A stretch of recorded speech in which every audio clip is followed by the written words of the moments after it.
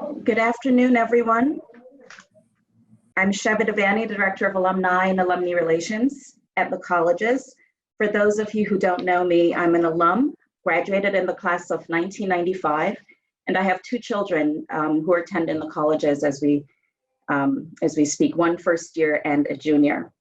Thank you for joining us via Zoom today. So that everyone can hear, we've muted your microphones to limit the background noise as much as possible. We ask that you keep them muted for the duration of the meeting. If you experience any technical issues, my colleague Michael Venuti is available to help, and you can reach him at venuti@hws.edu. That's venuti.hws.edu.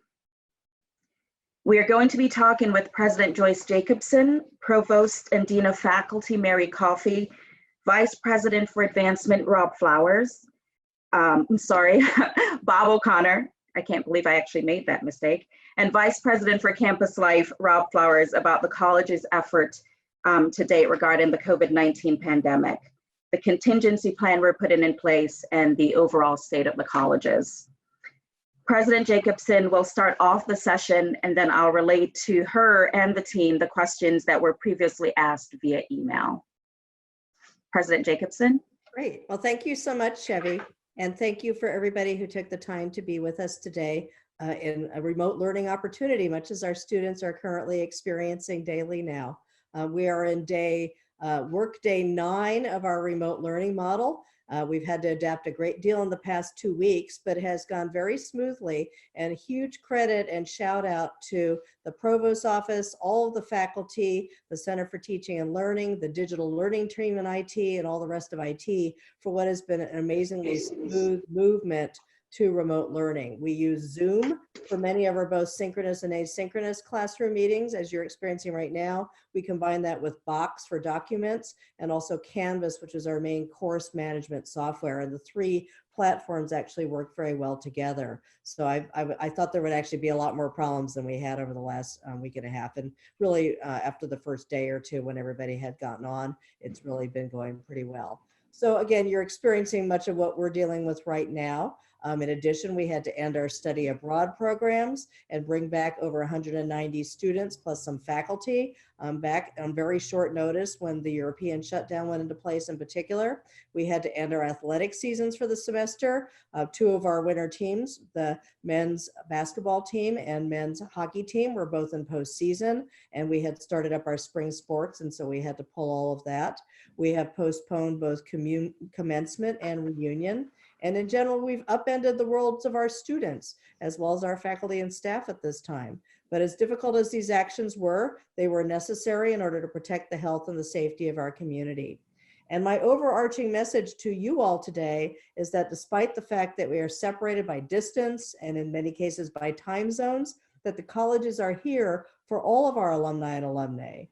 One thing that has become so evident to me during these past 2 weeks is that this is a community. And that was never more clear than when we launched the Emergency Relief Fund to support students during this pandemic. And so quickly, so many people rose to that occasion. And Bob O'Connor will give you an update shortly on the total raised. But this is without doubt an extraordinary display of generosity and optimism in our collective future for all those donors and all the rest of you as well. I think we've received well over 2,000 messages in through alumni relations and parent relations, just mostly reaching out saying any way we can help, and messages of support. I've been overwhelmed by the work that our alumni and alumnae are engaged in across the nation in support of pandemic relief efforts. Many of you are on the front lines as first responders and members of the medical community, and others are homeschooling your children, homeschooling your children while juggling full-time jobs, checking up on elderly neighbors and your own family in many cases, and sewing masks, and you are all an inspiration. So I think we should go ahead and get to the questions, as I understand we have quite a number. Thank you, President Jacobson. What impact has the pandemic had on campus, and what's happening with our students? Excellent first question, and I think I in some ways have addressed that a bit. Obviously, with our students, we have a small number still on campus that we are sheltering for a number of reasons. They were unable to go home or to other places. The rest are all at home, basically scattered to the ends of the earth right now. doing their remote learning. Excuse me, I'll have to get a cough drop in a minute. And also we do try to keep our student affairs staff involved with them as well, so we continue activities. The student government had a virtual meeting this week, and we have done many other programs with them as well, and continue to try to do outreach not only with the academics and teaching assistants, et cetera, but also social reach out, both for the students on campus and the students off campus. Thank you. Has anyone on the campus or at the colleges been diagnosed with COVID-19 as far as you know? Not we have had no word of any diagnoses. And in fact, we don't know of anybody in Geneva at this point that has been either. There are a small number of cases in the county, and they are not disclosing exact locations, but to the best of our knowledge, there are currently no cases being treated in Geneva. Thank you. One thing the colleges are well known for is our excellent study abroad program. How has that been affected? I'd like to ask Mary Coffey, our provost, to step in and talk about that. As I unmute, thank you so much, Joyce. I'm happy to address that. So, of course, I imagine many of you can understand that during this spring semester, we definitely had to make some serious adjustments about study abroad, and we brought a number of students back, about 180, 190 students. And I want to just give a shout out to the folks in Global Ed and just the heroic way that they addressed these things. It was very impressive. So how we are managing at this point, it's pretty clear that we were not able to move forward with some of our summer study abroad programs. We've had to postpone those until next year, next summer. We are currently planning to have a fall study abroad, but of course, we're monitoring the situation very carefully. And one of the ways that we're managing this is that for our students who are scheduled to go abroad in the fall, we're also allowing them to enroll in courses on campus in the fall, should we actually have to make some decisions. Our hope is that certainly by spring of next year, things will be in a very, very different position, but we are monitoring carefully and planning to move forward with the programs in the fall. Thank you. Can you explain the nature of remote learning? That seems to be inconsistent with the traditional Hobart and William Smith education. And of course, adds to that one as well. Sure. It was actually rather funny. Just like 3 minutes before 12, I'm trying to log on to Zoom, and my desktop here just refused to let me in, and I had this panicky moment, and then I pulled out my laptop, and so I don't have my lovely Bozzuto boathouse behind me. These are the things that I would normally do, and this is, I bring it up, and it's funny, but at the same time, it's, I think, a real teachable moment to say that when we're trying to do things remotely, it really truly is not like being physically in the classroom.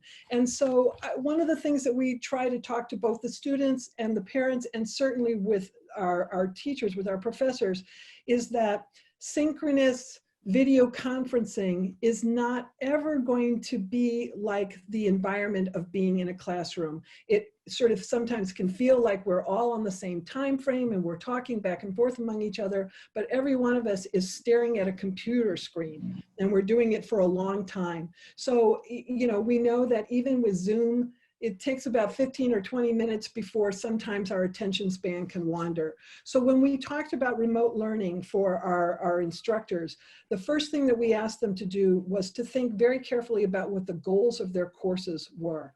How can we meet those goals in a different kind of environment? For some, it's going to be, it'll have a component that's synchronous. I think the kind of office hours and the connections that faculty can have one-on-one can actually work somewhat well within that synchronous model. But a lot of the thinking, the discussing, the sort of back and forth and sharing of ideas, it doesn't have to be in a synchronous structure. And in ways you want to sort of simplify the technology. Any of us that have had to learn technology know that usually the worst time to try and learn it is when things are at a critical moment and you're trying to do things quickly. So we wanted faculty to be able, and students to be able to use the technology they knew, that they were already familiar with, that gave them flexibility. And so we're using Box, which certainly allows faculty to put all kinds of materials up for students to look at, to read, and to engage with, but also our course management system, Canvas, that has, you can post videos, there's discussion boards, there's chat rooms, there's a lot of functionality in that course management system. And it's really been interesting to see how well the faculty have stepped up to engage with this. I think they've done a remarkable job in very short time, and it's a work in progress. We're learning things all the time and ironing out some bugs here and there, but it's allowing faculty to do things that that many were already doing, things like a flipped classroom, right? Where you really have the students doing a lot of that engagement outside of class, and then they come together to actually synthesize what they've done. So our remote learning will never approximate the kind of thing that we do and do so well at a place like Hobart with colleges. So that's how we know they'll come back, because that's what they want, and that's what we want to provide them with. Thank you. How are the faculty adjusting to remote or online learning? Yeah, it's mixed, but mostly really, really good. Those faculty members that are having a little bit of difficulty with particular kind of technology, or trying to figure out what are different ways in which they can think about their classroom structure. What's good about that is we have a really great infrastructure to provide that support. The Center for Teaching and Learning, digital learning in IT, the library and the library staff have been really influential in pulling all of this together. And so while we had that first week as a soft launch, just to make sure that our faculty were connecting with students, this week we're starting to see, what is this going to look like over the next few weeks as it plays out. And now what we're doing is we're beginning to provide the faculty with the support to think about, how do you do assessment? If you're doing these things in different pathways, then how can we actually do something in a chat room? How do you think about participation? Or how do you promote small group work? And there are actually, there are best practices out there. And so we're providing the faculty with those kinds of resources. So by and large, it's been really terrific. And some of the faculty members that we thought would have the hardest time with adapting to new technology have been the ones that have gotten onto the faculty discussion listserv and said, I met with all my students and it was really so terrific. I mean, that part of it has been really delightful. And Joyce and I have had some, we've laughed about some of these emails that we've gotten. They've really been terrific. Yeah. Awesome, thank you. On the flip side, how are the students adjusting? Can you tell us a little bit about how many students are still on campus, and how did you decide they would stay, who would stay? Let me ask our VP for Campus Life, Rob Flowers, to answer that. Sure, Joyce. And I'd echo Joyce and Mary's comments to thank everyone for taking the time to join us today. I would say students are managing. I think unlike some of the rest of us, technology isn't the difficulty for students. I think that the change in their own experience is probably the most difficult part. One of the things that I worry about the most is these are students for whom structure has been part of their lives for their entire existence. And we now step into a place where structure has been removed in some way. And similarly, social connection has been part of their lives, and that's been removed. And so as we work with students, we're trying to find ways to engage them. Our student activities folks, our intercultural affairs folks, our athletics folks are all out there trying to find ways to keep engagement, maintain engagement, help to set some structure. Alice-Ann Wilbur, who is our longtime wonderful William Smith soccer coach, has done a great job with some challenges that she's put out to her students to try to motivate and find ways to push folks forward. We've our counseling center and health center have moved to nearly entirely telehealth and telemental health options.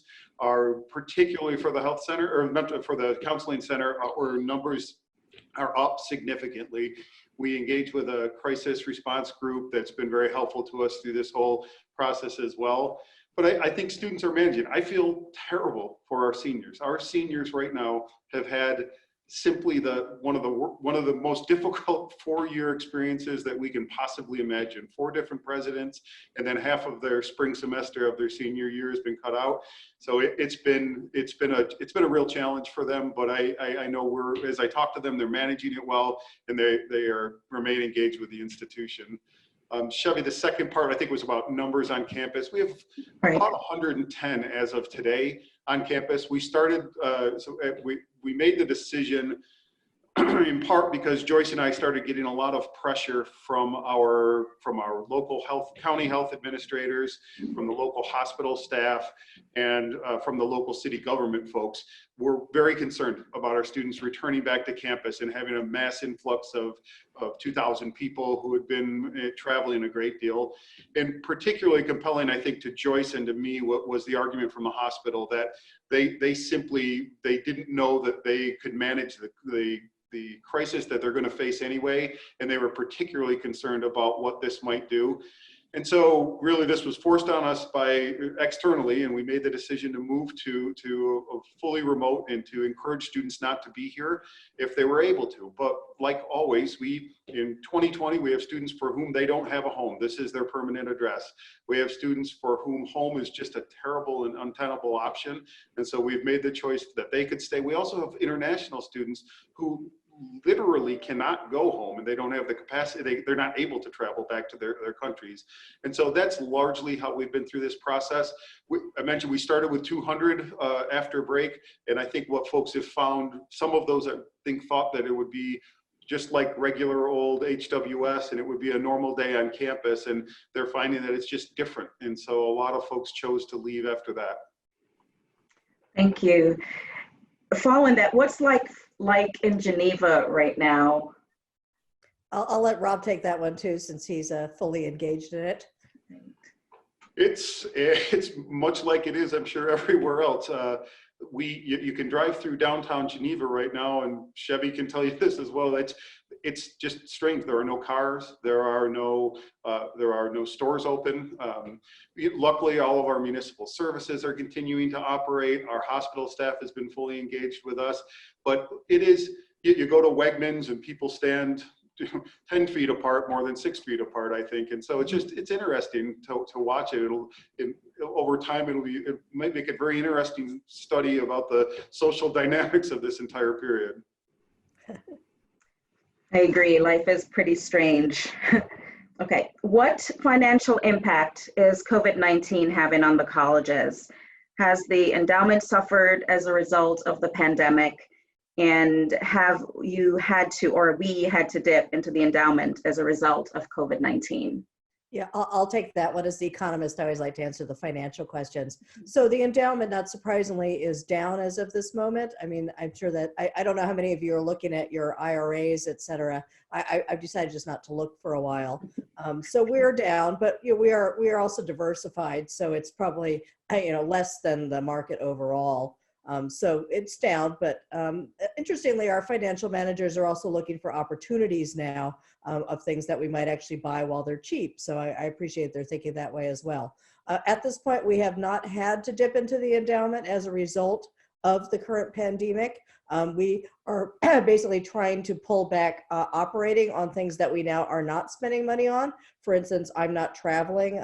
Bob O'Connor's group is not traveling, admissions is not traveling, so we've pulled back travel money. The athletic teams are not traveling. We're having to hire referees. There are a number of other things where we can pull back operating costs. Additionally, we will probably get about $1.5 million under the current financial support program that the feds have announced. So that will also help offset our costs as well. So at this point, we think we are probably okay from this fiscal year. Obviously, if things continue into the fall, that would be more challenging. But again, we have ways that we can also reduce our costs as a function of this. So at this point, we don't envision that. Thank you. What is our current progress in fundraising, and will the pandemic have an effect? I'm going to push that over to your boss, Chevy, Bob O'Connor. Thanks, Joyce. Chevy.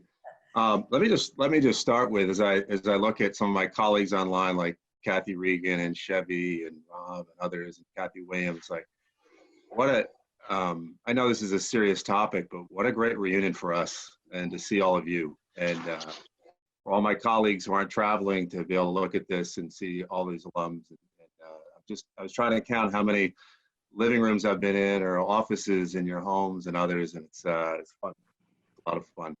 But thank you all for being on the call and all the outreach that folks have lobbed into Alumni House and our shop. But fundraising, it is like everything. We're kind of on hold. We're trying to figure it all out, like every shop in the country is right now.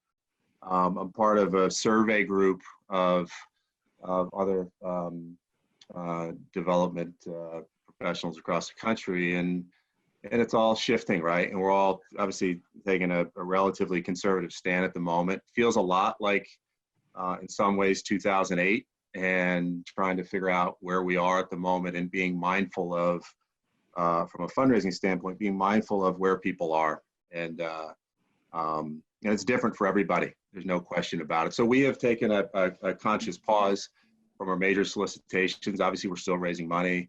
Still having some conversations. They're all remote, certainly. We're shifting our, a lot of what Chevy and I had spoken about early, prior to any of this, was a way to engage and enhance our virtual opportunities for our alums that don't live in the major metropolitan areas, that are not going to be coming to large scale events. And how do we shift that? And this is certainly what a foray into that for us, kind of baptism by fire. And I think that is an important element for us. What we're doing in Geneva, as I said, we're taking a pause, but we've shifted to instead of fundraising, more outreach based, as Joyce did earlier. We've had well over like 2,600 touches in the last few weeks, which Karen Reicher's accounts, my Director of Advancement Services, is far exceeds any period of time in our history of that amount of time. We've also got a group of our student workers. A lot of our students are on federal work study, and the opportunities to continue to employ them while being remote. They are going to be in the next couple of days, reaching out to our most senior populations of our alums out there and just checking in, and just making sure those folks who may not have the connective tissue to family and friends, checking in to make sure they're okay. So we're trying to find these opportunities of that connection. So, thank you, Bob. Can someone address the Emergency Relief Fund and how it's being used? I think we might start with Bob on that and then switch to Rob. Yeah, it is. It's fantastic.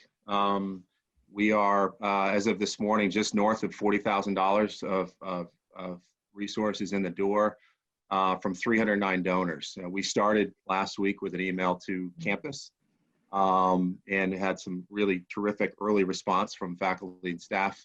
And then, as like always, our alums stepped up, and we had one solicitation. We felt that was appropriate.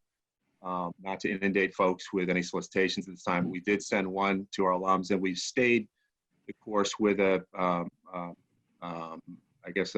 softer on the social media end of it, and that's been supportive. So we're continuing to support that fund. But I'll shift to Rob in terms of the fund itself. Sure, Bob. And I would just, there's no way that we can say thanks to all those who've contributed to this enough. There's a very real need that our students have. We announced this. Kathy Williams worked quickly to help us get something up and develop a mechanism through which students could apply for the fund. And within the first 6 hours, we had 14 requests. We're now over 40 as of this morning. Things that you'd expect and things we might not have anticipated. Some is travel related, some is healthcare related, some is rent related. But we're seeing students. This is in many ways, this is a huge help to students who simply don't have access to internet at their home or didn't have access to internet at their home, and we're finding ways to help them and give them that opportunity. So it's been a godsend, quite honestly, to our students, and something for which we're incredibly grateful. Thank you. What role are the trustees taking right now during this pandemic? Sure, I can answer that. So the trustees have been very obviously watching this carefully. Any message that's gone out to any of our constituencies, whether it's the alum base or internal, they also get a copy so they understand what all of our messaging is. We had a call with them about a week ago just to let them all know what was going on, give them a chance to answer questions. Obviously, I'm in regular contact with Chair Tom Pizzuto and then other people as needed. The investment committee has met twice in the last 2 weeks. We are having our regular meetings, getting ready for our April board meeting, which will be a virtual meeting on April 24th. And before that, all the committees are also meeting virtually, and I take part in most of those meetings as well. So those are proceeding on pace. At the meeting itself, we'll probably mostly talk about the reactions to the pandemic that have happened so far, but also start longer run planning about thinking about what happens if this continues for longer. And so we are starting that type of planning as well. Thank you. I've read online that the pandemic will influence the decision-making of high school seniors who are deciding on colleges. Are you seeing that at all? I'll take that one since John Young is actually busy right now doing Zoom sessions all day today for some of our admitted students. John and his staff, along with Kathy Williams and all the communication staff, have been working very hard on making sure that students have a number of opportunities that, in fact, we were not normally doing, but now are thinking going forward we need to do in terms of outreach. So they started with basically having admissions officers call every admitted student and have a personal conversation. And in the course of that conversation, ask the student what else they would like to see or who else they would like to hear from.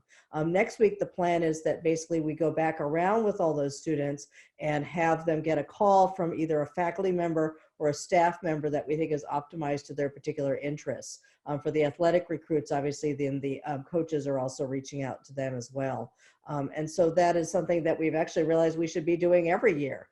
Instead of having kids come to campus, we're going to have our virtual campus days. And so communications is working hard with admissions to prepare various types of online materials and Zoom sessions that would happen on those days. But we are really trying to take a very customized approach to this.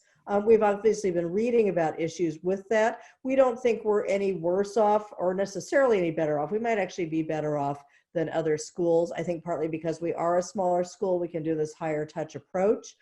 We think that in general, again, that will pay off. Of course, we had many students already planning to come. We're obviously looking at financial issues also, and they understand whether it's a regular financial appeal or whether it is related specifically to the pandemic, and we were able to counter those off as well. So we're obviously keeping up with what everybody else is doing, but we think we're following best practices right now and able to do, again, this more personal touch method that we hope will actually pay off and also give us lessons for what we should actually be doing every year going forward.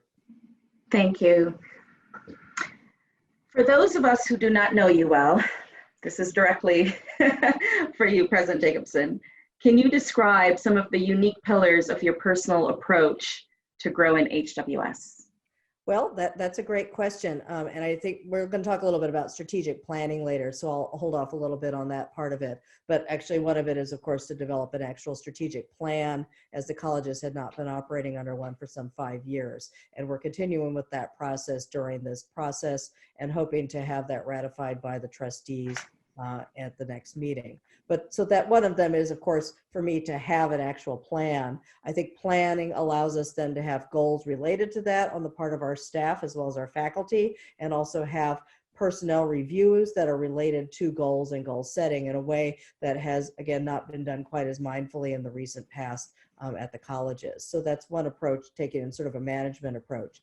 Secondly, I've been trying to be, I think, let my personality come out. So again, sorry I haven't met all of you yet, but I think, and the senior staff probably, and Chevy spends a lot of time with me at basketball, knows that I have kind of a gentle humor style, I guess I would hope to say. And I hope some of you are able to follow me, or at least sometimes look at my Instagram posts, where I try to kind of alternate between gentle humor or things that are slightly teaching, which is similar to how I teach also, and just try to convince people that being intellectually alive on many dimensions is part of what we're trying to do with the liberal arts and trying to model that in my own life.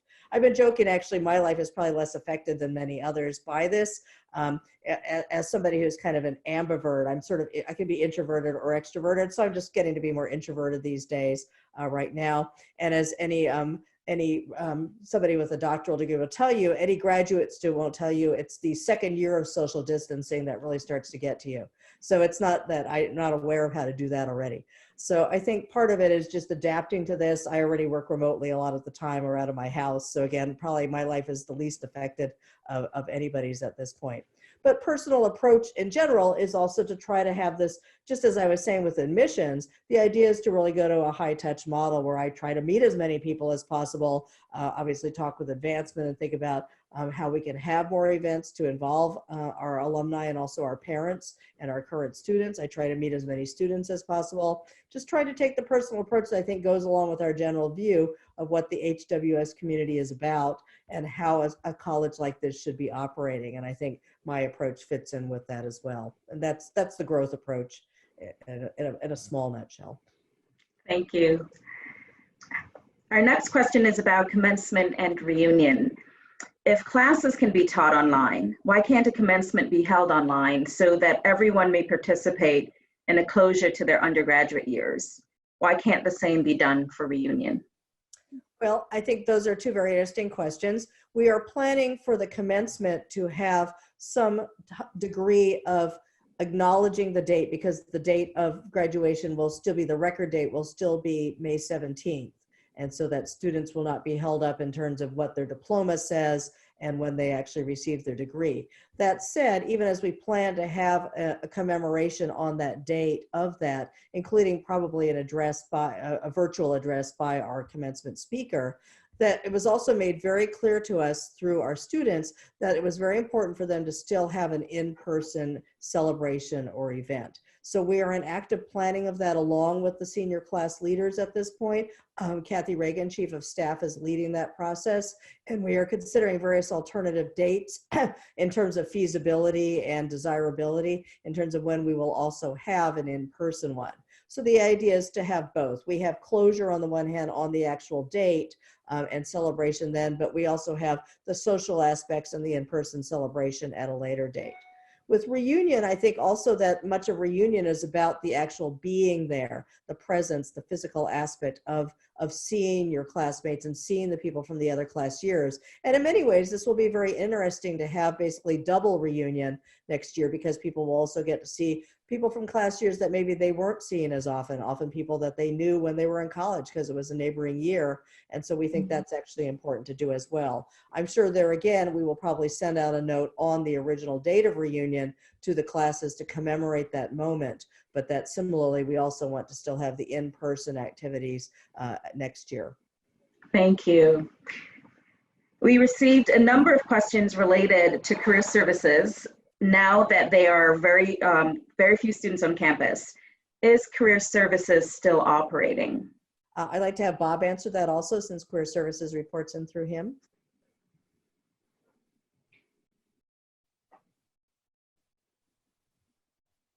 The whole mute thing.